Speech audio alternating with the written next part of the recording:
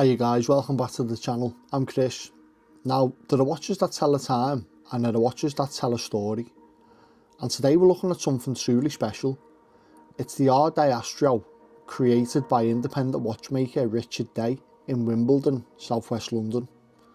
But this isn't just a review of a watch. It's a story about survival, about perspective, about time in the most literal sense. Richard didn't begin his professional life as a watchmaker.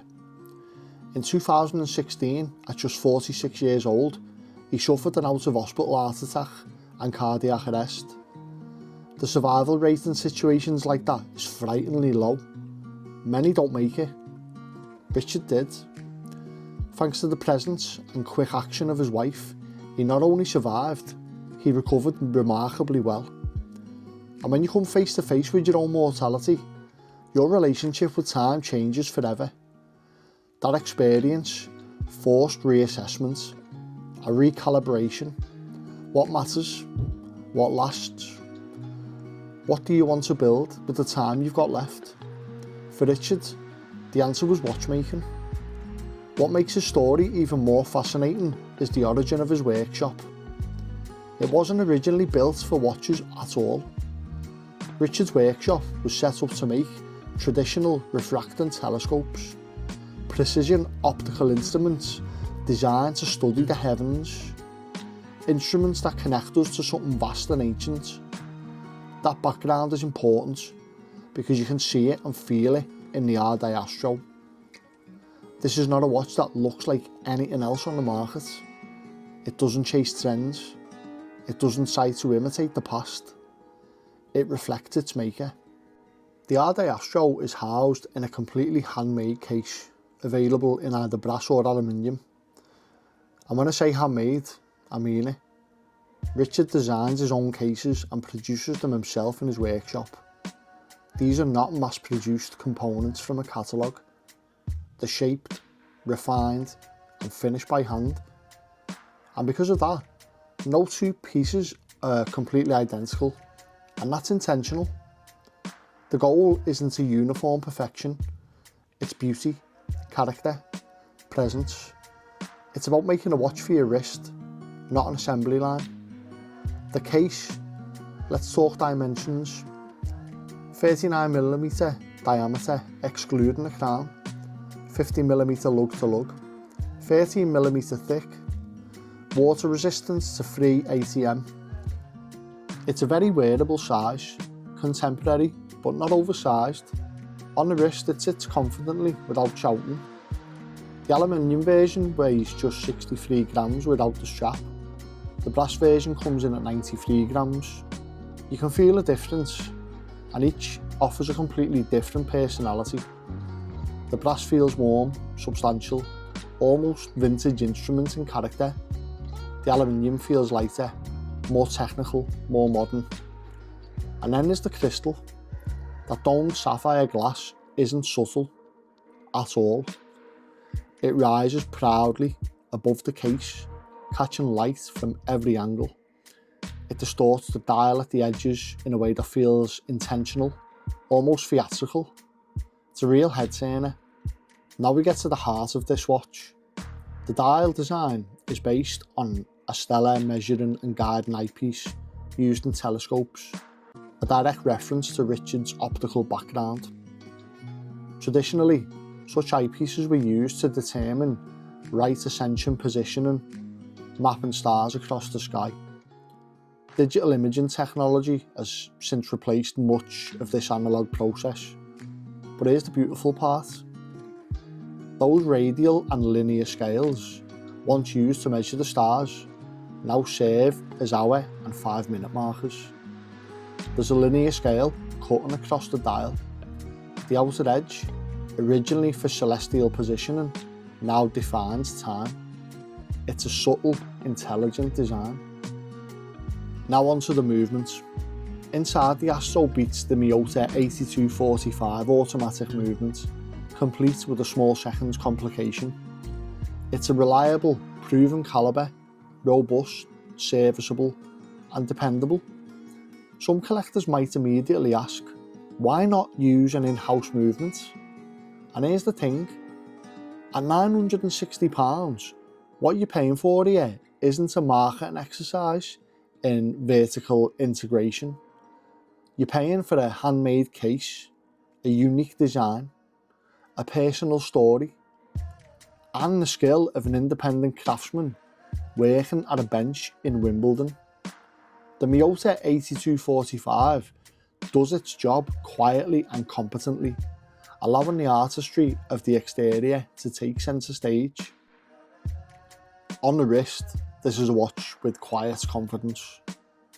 It's unique enough that fellow enthusiasts will notice it immediately, and I've experienced that personally. But it doesn't scream, it doesn't try to dominate the room. Instead, it draws people in. The brass version especially develops character over time.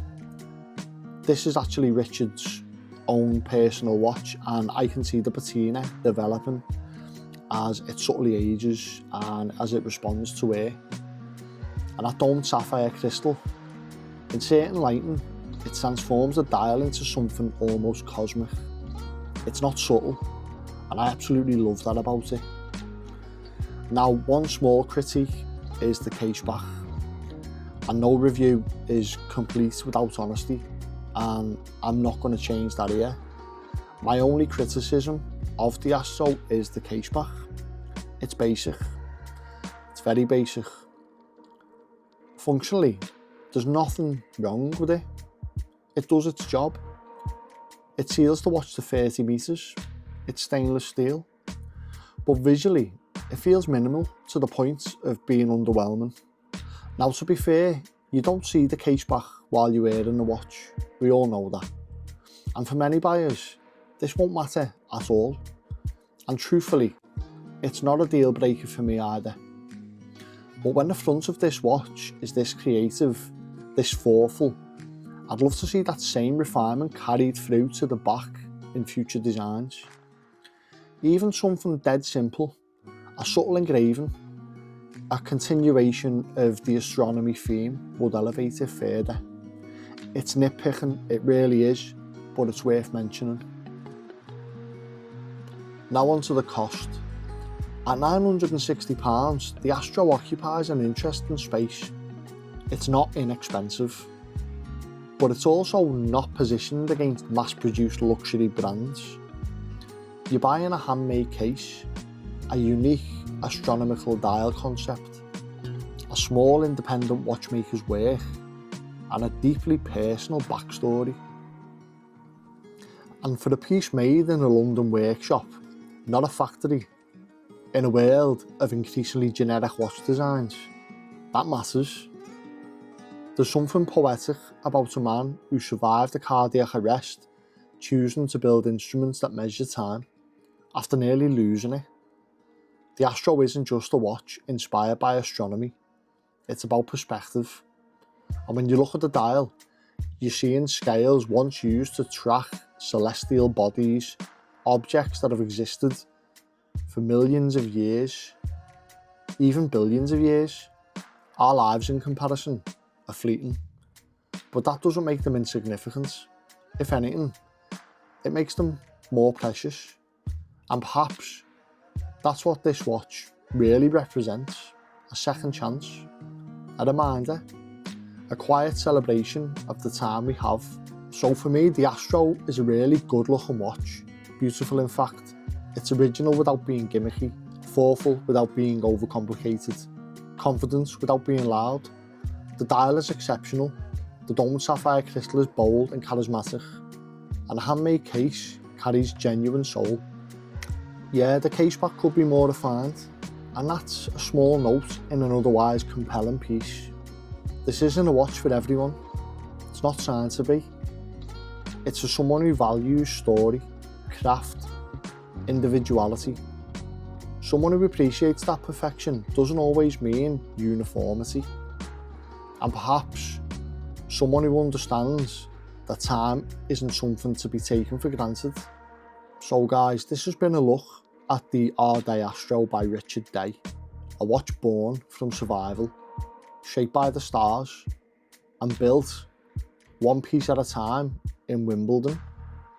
If you enjoyed this deep dive into independent watchmaking, make sure to like, subscribe, and let me know your thoughts in the comments. Once again, thank you to Richard for loaning me this watch. I really appreciate it and it's been a privilege. Until the next time, guys, take it easy.